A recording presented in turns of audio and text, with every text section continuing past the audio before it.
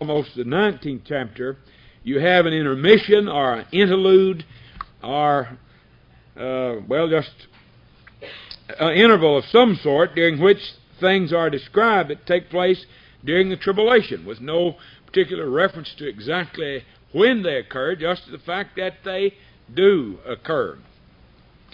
In our last lesson, we talked about the scarlet whore that was riding upon the beast there, beginning in chapter 17 and going all the way down to about verse 8. And that's where we stopped in the last study.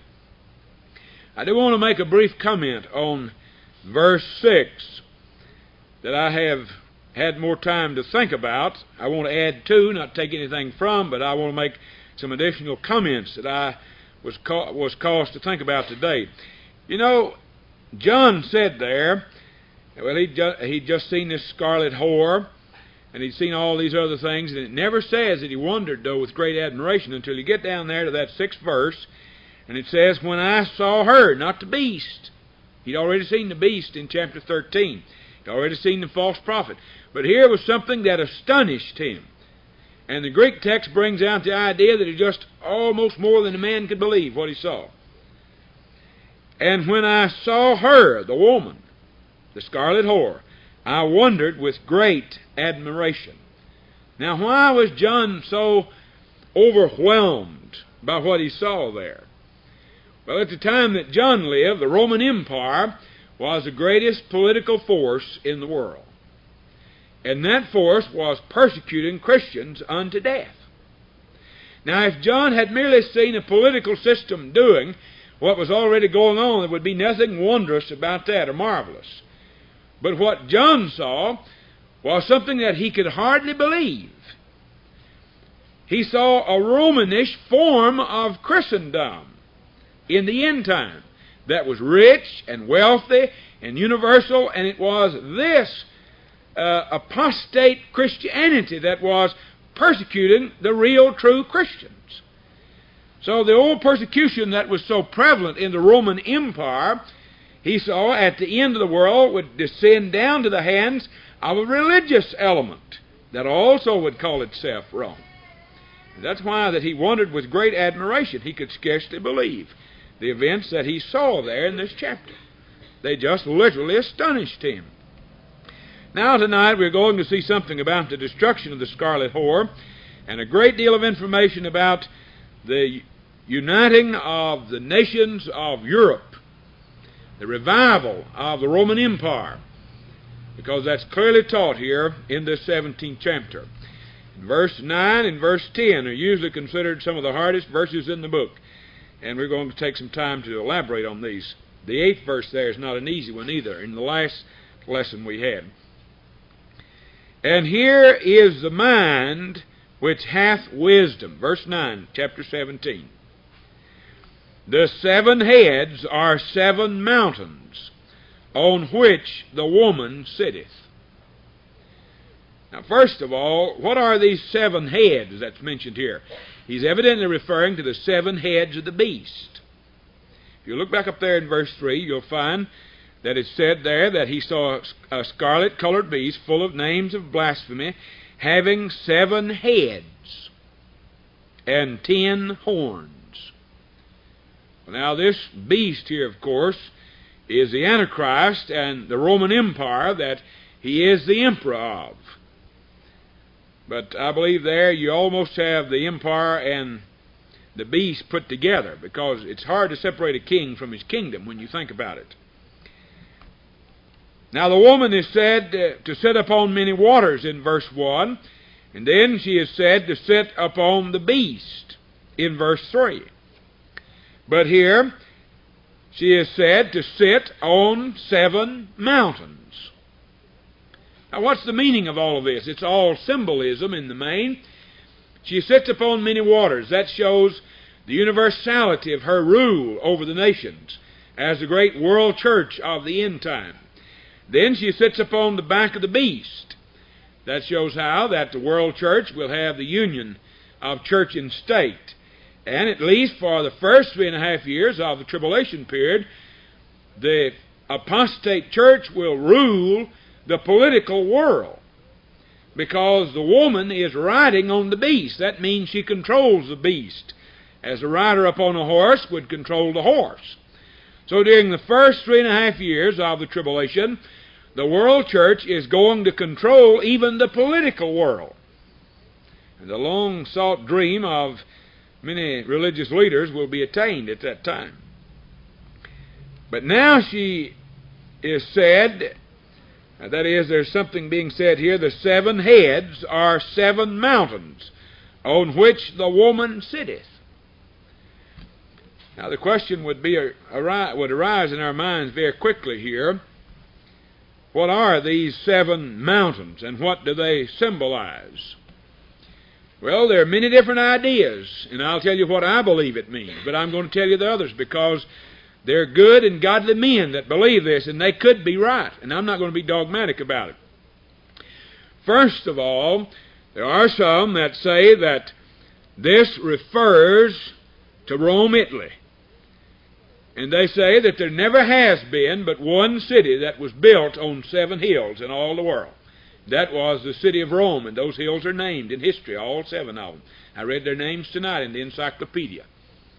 And so they say that this woman, this great religious world church of the end time, has her geographical seat in Rome. And therefore they say that the geographical location of the headquarters of the world church of the end time is seen here to be in the city of Rome, Italy. That is the school that many hold to. Now there are others that point out that in the book of Revelation and Daniel and elsewhere, that mountains are symbols of kingdoms.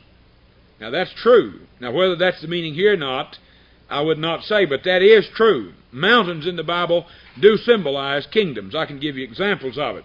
There in Psalms 30 and verse 7 it is so. In Jeremiah 51 and verse 25 it's so. And in the book of Daniel chapter 2 and verse 35 it's so. When the Lord pictured His millennial kingdom, He said it was a great mountain. When He talked about these other kingdoms of Babylon and Persia and the like, He spoke of them as mountains sometimes. So mountains in the Bible sometimes do symbolize kingdoms. And if that be the case, then the 7 heads would be 7 kingdoms on which the woman sitteth. Now while that sounds real good, I have a difficult time accepting that idea. First of all, I'd rather be inclined to believe that it would be literally the 7 mountains of Rome than to take the idea that it's 7 kingdoms. You say, well, if it's 7 kingdoms, what are these kingdoms? Well, those that hold to that idea say that these kingdoms are Greece, Persia, Babylon, Assyria, Egypt, Rome, and Rome revived. And that is the 7 mountains to them. Now, I can't accept that. I believe what I'm about to tell you here. I believe that these 7 mountains are 7 actual kings. The reason I believe that, John said they were in the next verse. And so I believe the Bible is giving its own commentary here of what these 7 mountains symbolize. Now bear in mind back up there that the beast has 7 heads. And then he said to have 10 horns. As we're going to see, the 10 horns represent the United States of Europe, or Rome revived. But now what about the 7 heads? I think that was 7 great kings that ruled in the kingdom of Rome. And John is just about going to say that to me in the verses to follow.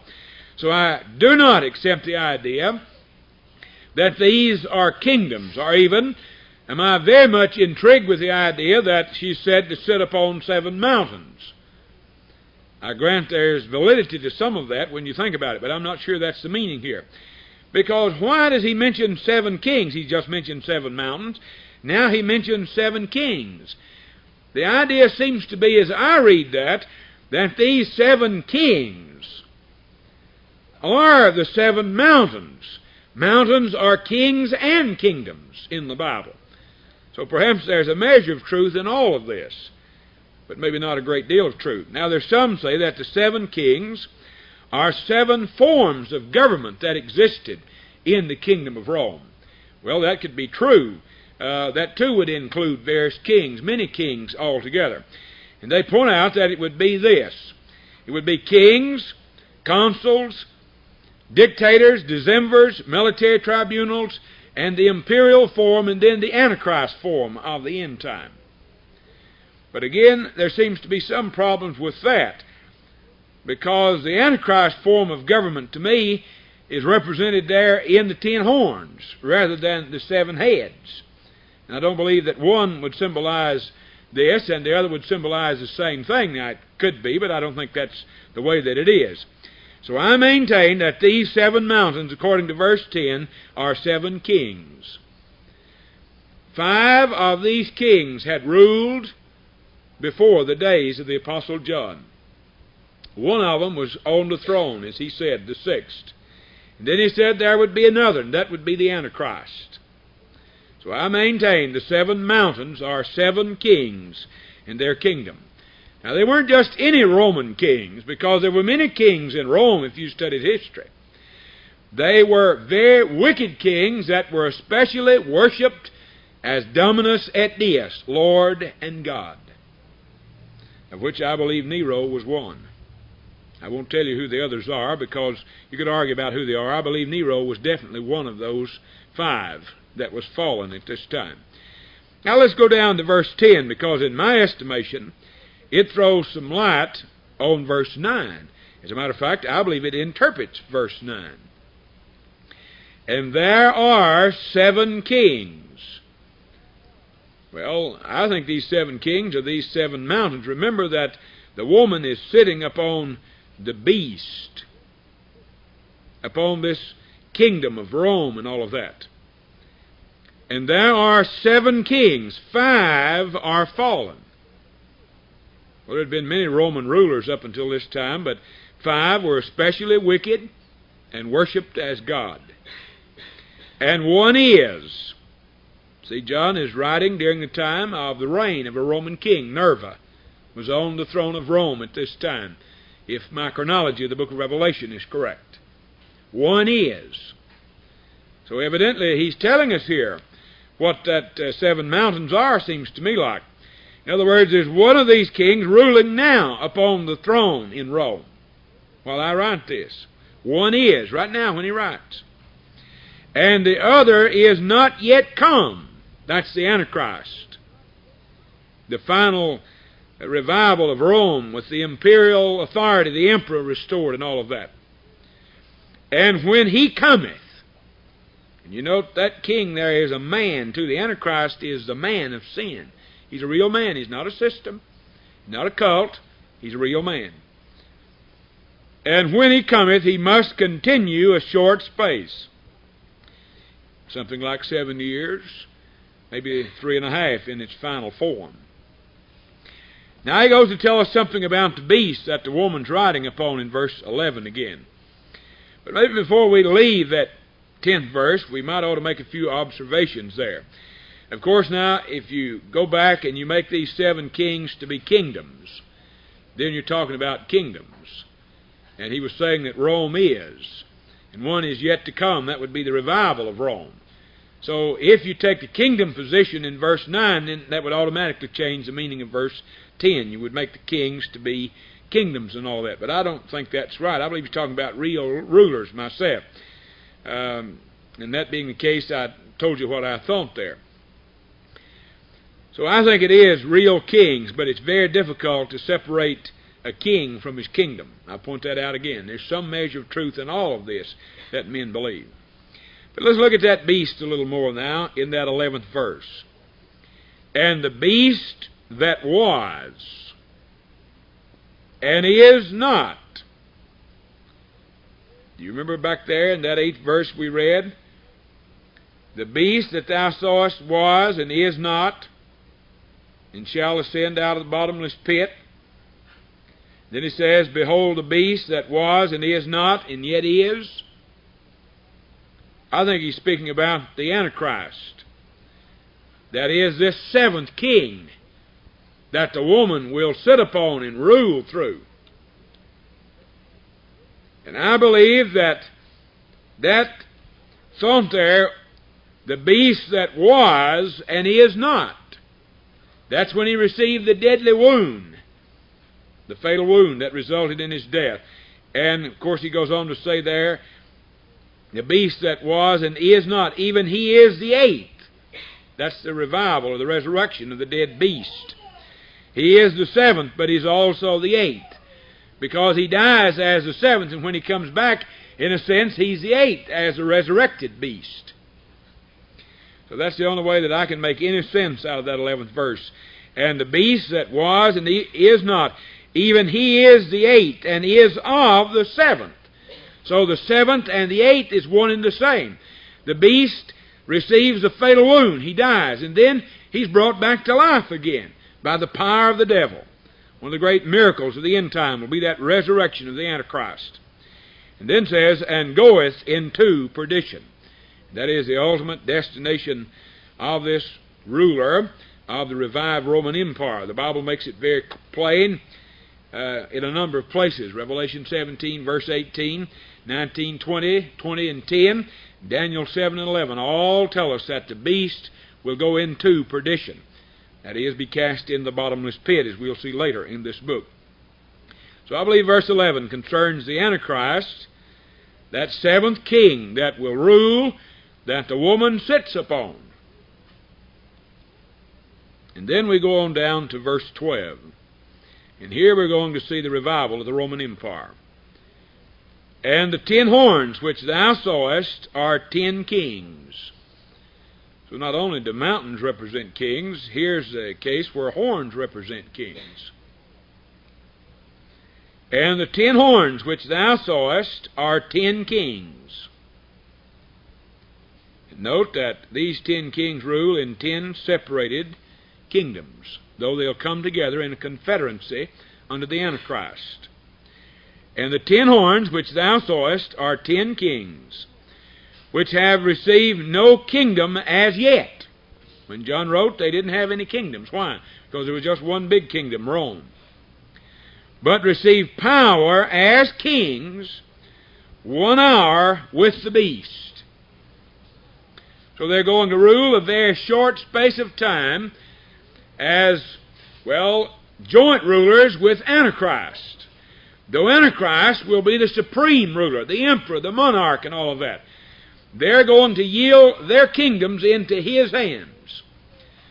Right now, there are many things that would cause me to believe that there's going to be soon a United States of Europe. Winston Churchill dreamed of it years ago, and said in a speech in Zurich, we must build a kind of United States of Europe in order to stop war, he said.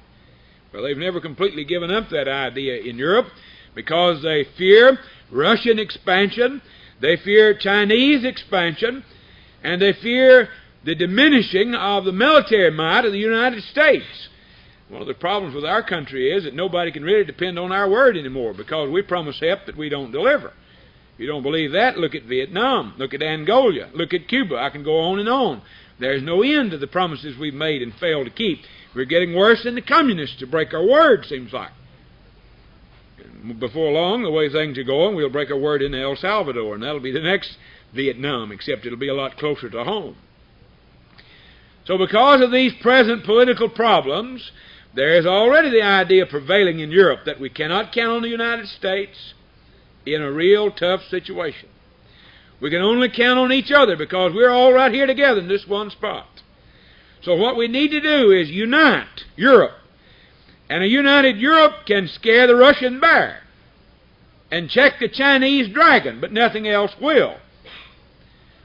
So I think that's one of the reasons why that our country has a difficult time getting missiles into various countries.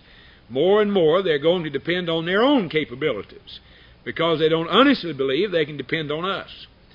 So I can see the present political situation in Europe developing to the point that it will bring about a United States of Europe.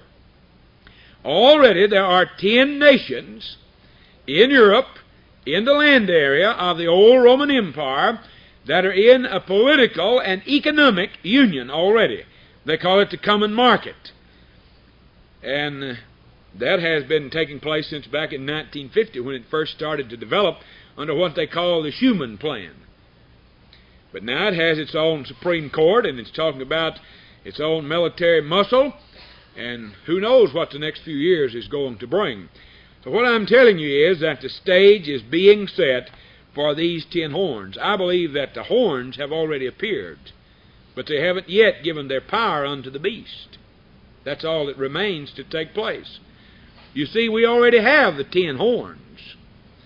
And all we're waiting on is the rise of Antichrist. And he's going to unify these nations in Europe. He will subdue 3 of them by military force, and the others will more or less capitulate before him.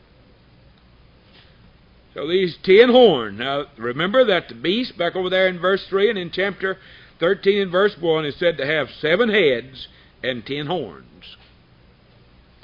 And the 10 horns which thou sawest are 10 kings, which have received no kingdom as yet, but receive power as kings 1 hour with the beast.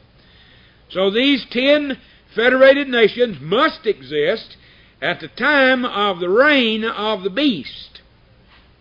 And I tell you that those nations now exist, and we're only awaiting the rise of the beast. The end is very near. People can call me a prophet of gloom and doom, or whatever they want to. I'm just merely saying what God has said. Now, I will not take it back, because it's Bible. Then it tells us more about how they're going to work with the Antichrist, how they're going to be his dependent allies, shall I say. These have one mind. You see, now they're separated but federated nations. Do you see that? They're 10 separate kings, but they're coming together in a confederacy like. They have one mind, the mind of the beast. And shall give their power, they have great political power, but they shall give their power and strength unto the beast. So they are his dependent allies. They go along with him wholeheartedly in his anti-God program, because that's what it's going to be. And right here is going to be one of the greatest persecutions that the world has ever known. It will not be the persecution of the church, because the Lord has already taken out his churches. It will be the persecution of tribulation saints, some Jews, some Gentiles, many Jews though. These shall make war with the Lamb. Now we're talking about the Antichrist and his 10 dependent allies. The United States of Europe, ruled by the great Roman emperor of the end time, the Antichrist. These shall make war with the Lamb. Now you'll actually see that taking place in the 19th chapter. But here it's given in a foreview like. That real battle will be fought in the 19th chapter. So you'll note now that the Antichrist and the United States of Europe is going to take on the Lord Jesus Christ in a battle. They're going to wage a battle against Christ. And it says over there in the 19th chapter that in righteousness he doth judge and make war. War against these fellows right here we're reading about. That's who he's going to declare war on. And of course other nations too. These shall make war with the Lamb, and the Lamb shall overcome them. Isn't that wonderful to think about right there? The devil can declare war on God, but God's going to win the victory. He can make all the plans and programs that he wants to overthrow the omnipotent one, but they're going to end in utter failure. In the final analysis, our sovereign God will have the victory. The saints will be conquerors through Christ that loved us, whether we be of this age or the coming age of the tribulation. And the Lamb shall overcome them. Thank God for that wonderful statement. Why? For he is Lord of lords and King of kings. And they that are with him are called and chosen and faithful. Now I believe he's describing there the whole armies of heaven that will come in the 19th chapter. All the saints of God, that's us and others that are saved. We'll come back and we'll make war against the armies of Antichrist. But look at that wonderful description there of those that are with Christ. They are called and chosen and faithful. Some people are astonished because the effectual call is put here before the actual election. But I think what he's doing here is speaking of it more or less from the standpoint of man. You see, I didn't know about my election until God called me. And so far as my experience is concerned, election occurred to my mind as something that was true after I was effectually called. Ordinarily, election is put before calling, but here it's speaking more or less after the manner of man, because how did I know I was one of God's elect? He effectually called me by the preaching of the Word of God. It was only after that that I realized that I had been able to make my calling and election sure. So, well, God did it in eternity past, yes, but I didn't know it until He called me and informed me about what He'd done. And it was at the point of calling that I realized my election. You'll note that the same ones that He chose, though, are the same ones that He called. And the same ones that He called are the same ones that He chose. They're all the same people. And then in addition to that, you'll note that they're faithful people. I wonder sometimes if we don't stress this backsliding too much. So, well, don't you believe in it? Yes, I believe a man can backslide. I don't believe he'll stay slid forever. Because the general course and tenor of a saved person's life has to be toward obedience to the Lord. Because those people that He chose and called, He described as faithful. Now let's look at those three words for a few moments. They were chosen by God, sovereignly elected and all that in eternity past. They were called in time. And after they were called in time, because they were given a new nature, they were faithful unto the one that called them and chose them. What I'm pointing out is they're all the same people. The ones that were chosen were the ones that's called. And the ones that were called were the ones that are said to be faithful. So you say, who are the faithful? They're the called. Who are the called? They're the chosen. Who are the chosen? They're the called. Who are the called? They're the faithful. You can turn it around. It always will be true, though, in all three cases. Elected in eternity past, called in time, faithful after they were called.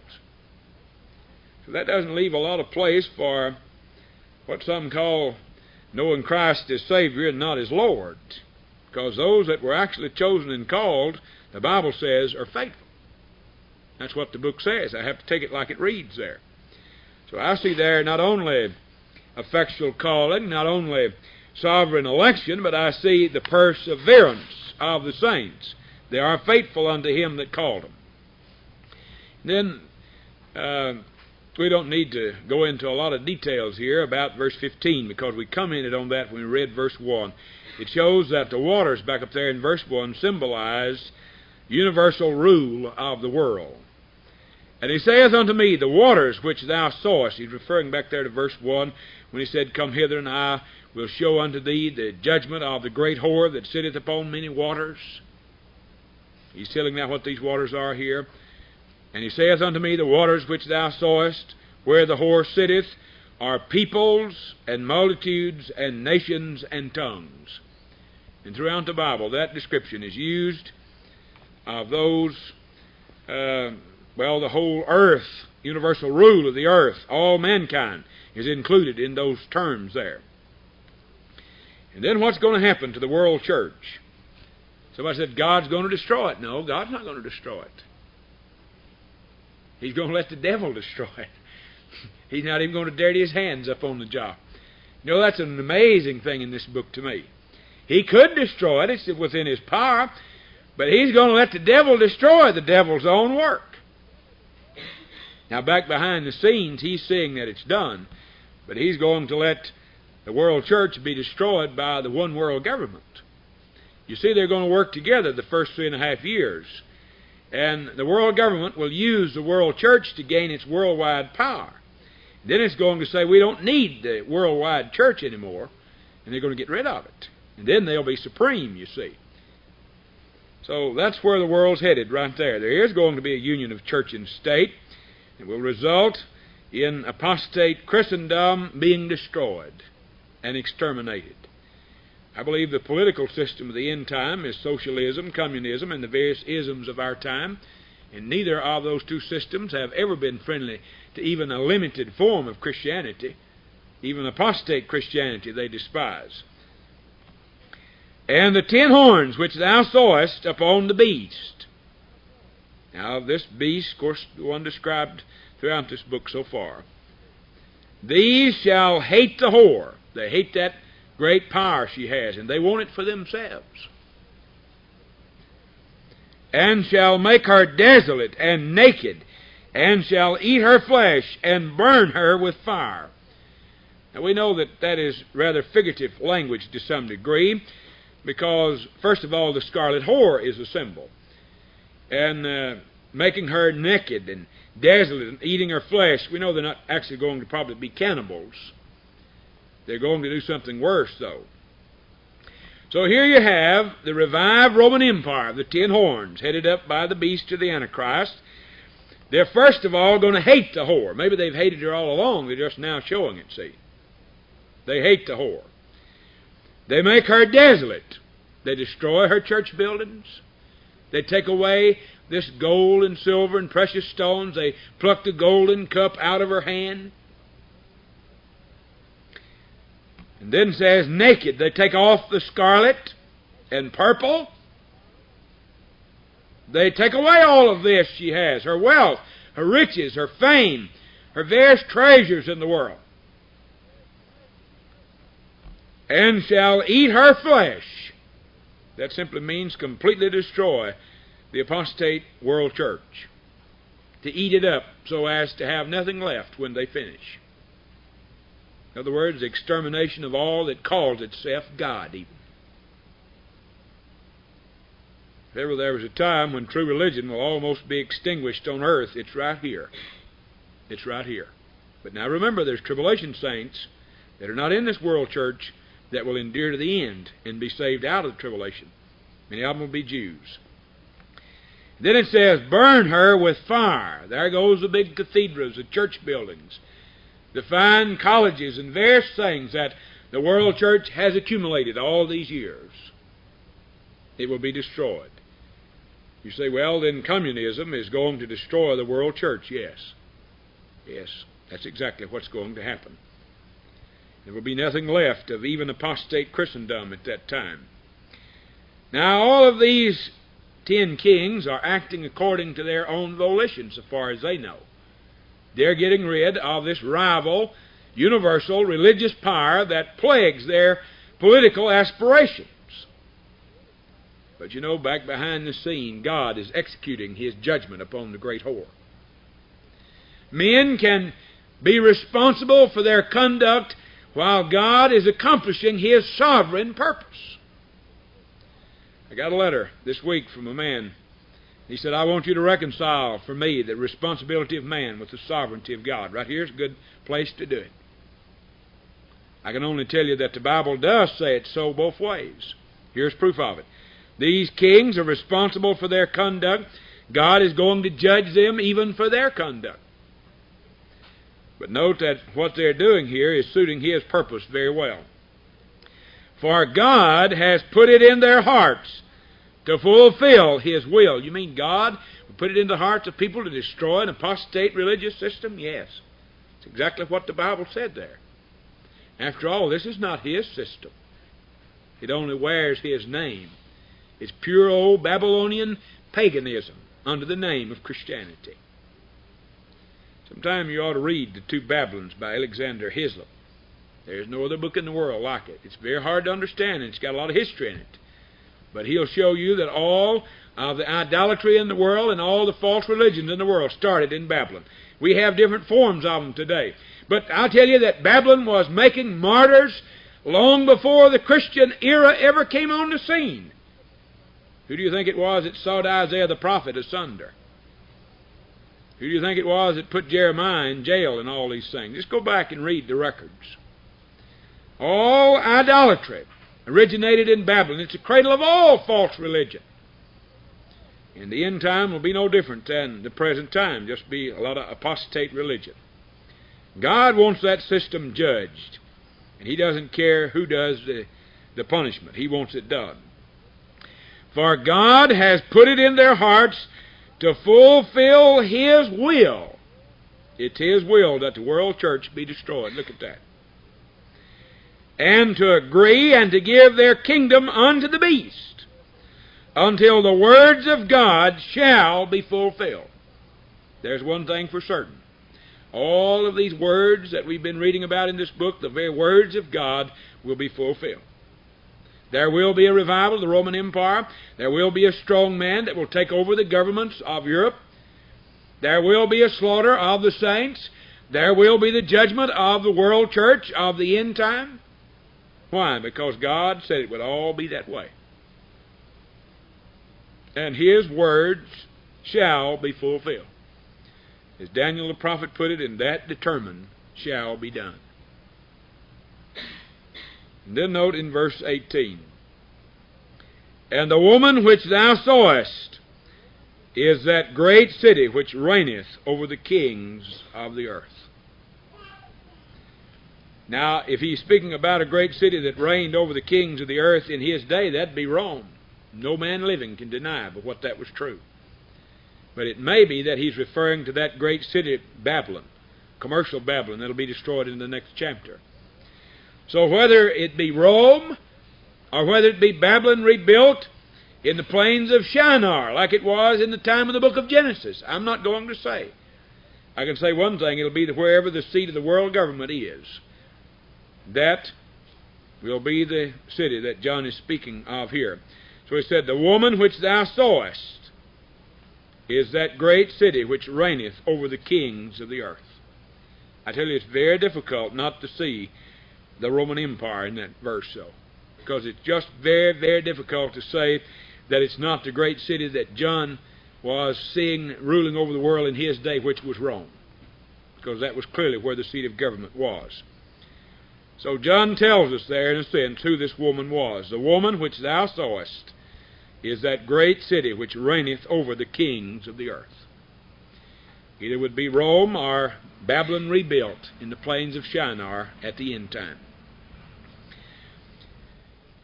Let me make just a general observation as I conclude this lesson. And in this time of political upheaval and very serious questions about the governments of the world and how that the old ball is going to bounce in the next few years, it's very consoling to me to look at that 17th verse. Because whatever diplomats and politicians and the like do, it will be according to the secret decree of God. They will go no farther, they will do no more than what His hand has determined before to be done. That gives me a great deal of faith in my God, to know that in a sense, even these wicked rulers of the world are secretly carrying out God's eternal purpose that He purposed before the world began. So they think they're doing it all to their own praise and for the good of their father, the devil. But in reality, they're fulfilling the secret decree of God unknown to them. They're doing it nevertheless. Some people say, well, aren't you afraid that some of these great kings are going to defeat the purpose of God? What about the Russians? What about the Chinese?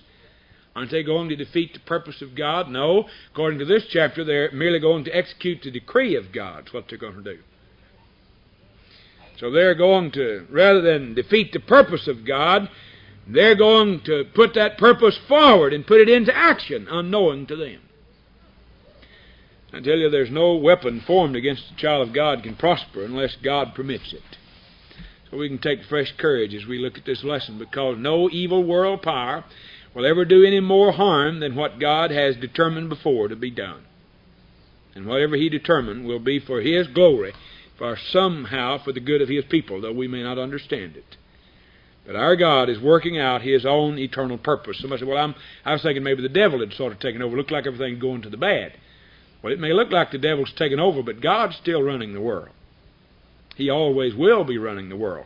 And a lot of these wicked acts of men, God already determined that they do all of that. He's already determined exactly how this whole world is going to end. And He didn't say it's going to end on March the 10th, 1982 either. Nowhere in the Bible. Well, let's see.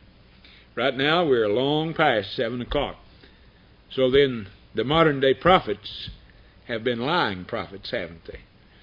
You know, the Lord said in the book of Deuteronomy, if a man makes a prophecy and it doesn't come to pass, then you know that the Lord didn't send that prophet. Well, you can go home and decide about these Jupiter effect prophets, whether the Lord sent them or not. Make your own decision. They were lying prophets, as already time has demonstrated. May we stand as we close the service.